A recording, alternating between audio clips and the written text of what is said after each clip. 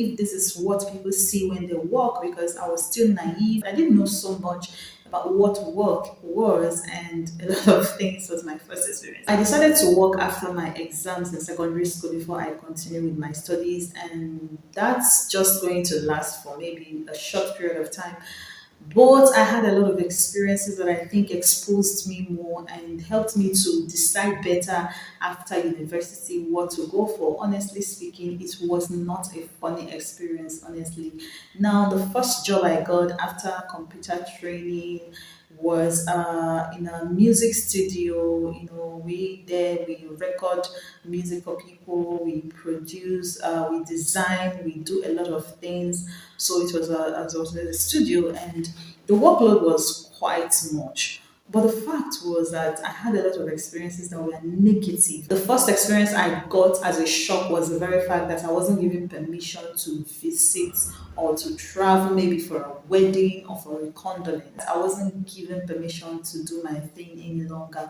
This doesn't mean that I was expecting to maybe stop working or maybe to leave work for something else, but at least once in maybe 2 months or in 3 months, I should be permitted to go for a wedding or maybe a condolence visit, because I work from Monday actually to Saturday.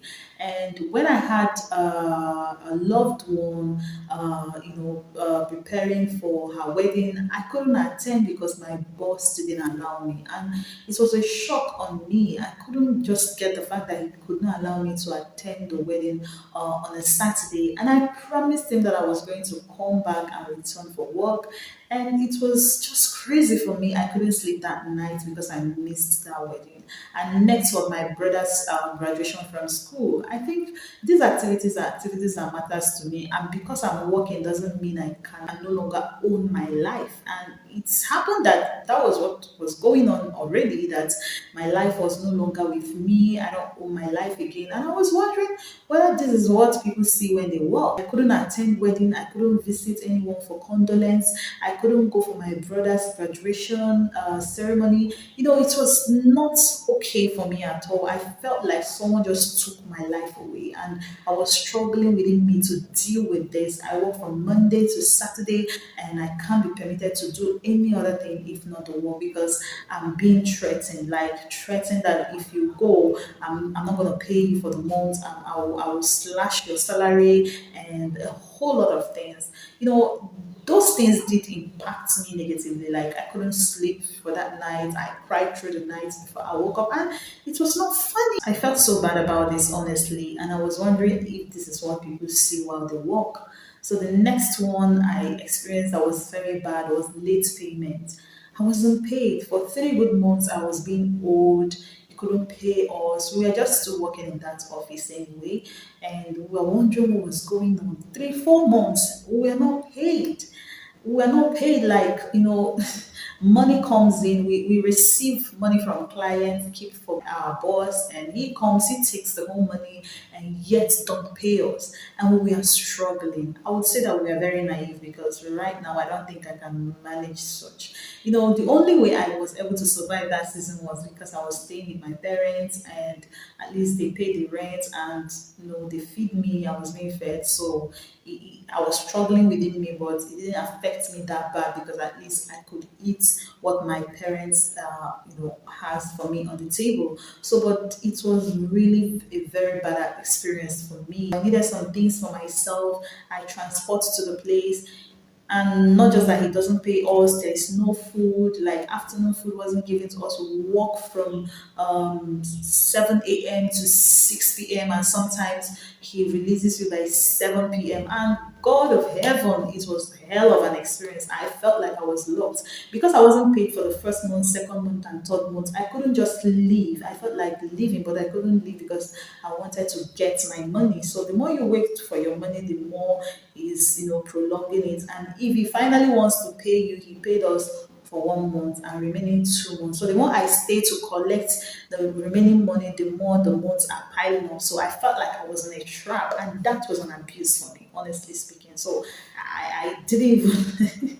It's crazy to work in such environments, and God of heaven, I don't know if anybody will be okay with that. I know some other persons that are equally experiencing such struggle in their workplace, but for me, this was a total abuse. Coming back late was another thing. I can't just understand the fact that when it's time for us to leave from work, he just starts begging us. He just becomes a nice guy, like, oh, please don't go, please help me. I need to deliver this to a client so that I can make the money. And you see yourself overworking yourself trying to, please this man that still doesn't pay you at the end of the day. I could remember one of the days my dad came looking for me. It was already 7 p.m. and I was still working for someone. My dad almost picked a fight with him and he was like, God, what kind of a man are you? How can you keep these young girls here working for you at such time? So it was a hell of abuse. My dad was crazy. He said I was going to stop the war, but I told him that I can't stop. I need to get my money.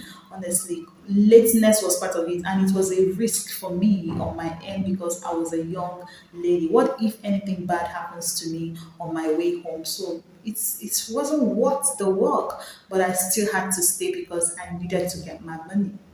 So I don't know, maybe some people experience this and they are comfortable with it. This is honestly it's an abuse.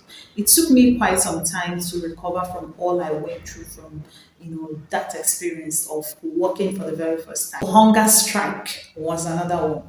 He wasn't giving us food. He wasn't paying us. He doesn't even care. And we get the money. We were still faithful giving him the money. And I think this exposes some people to wanting to do something crazy like eat from the money and that they could tag it that you just stole from them. Of course, we didn't try that. We never did. Next was so many threatenings. Like he threatened us out of this world. Like seriously, this man can nag. This man can threaten. Like everything you are doing, you'll be fidgeting. God, we were in a prison. I call that a prison because I didn't realize it until someone told me that I needed to leave that job. Like seriously, I left him with my money. I just had to leave the money with him because I couldn't continue all that. So all my labor, all my work ended in him taking my money. And one day, how I left the office was that one day I couldn't handle it and he was shouting and shouting and shouting on a hot afternoon. I think he was actually saying we needed to be coming back maybe on Sundays or something. I think he was actually requesting for more time to be given to the work and all that. I told him I can't, that I'm already sick and tired of a whole lot of things that even health wise that I'm no longer comfortable with the whole thing. So the whole environment was toxic for me. And I couldn't handle what he was saying any longer. And I told him I was done with the work and I needed to leave. And that was the end of me being in that office. I had to leave the office. I left there feeling so bad about the whole experiences. I felt like I wasted a lot of times. And Jesus Christ, like this was crazy. Can someone actually do this to people because they are in need of a job to take care of themselves or to do one or two things? It was crazy. And if you're experiencing such thing, I think you should consider doing something about it. The more you stay and they are owing you and you want to stay because of your money, the more the abuse is there. The earlier you stop there, the better for you. I think you should be visiting for your money instead than to continue working in such an environment. It could be some people are suffering because they are working, going through a lot just because they are working to make ends. Now, I don't want you to continue like that. In my next video, I'm going to be telling you how I overcame staff abuse because after these experiences, I decided that I was still going to work, but this time around, I'm going to position myself the right way. Like, I'm not going to allow anybody to treat me this way again. And it really worked for me because I still took up another job and other jobs. And I fought with the whole situation. I was able to get a very good result. So, thank you for watching. If you like this video, give me a thumbs up, comment, and share the video to the people you believe would like it. God bless you. I'm Esther Christian.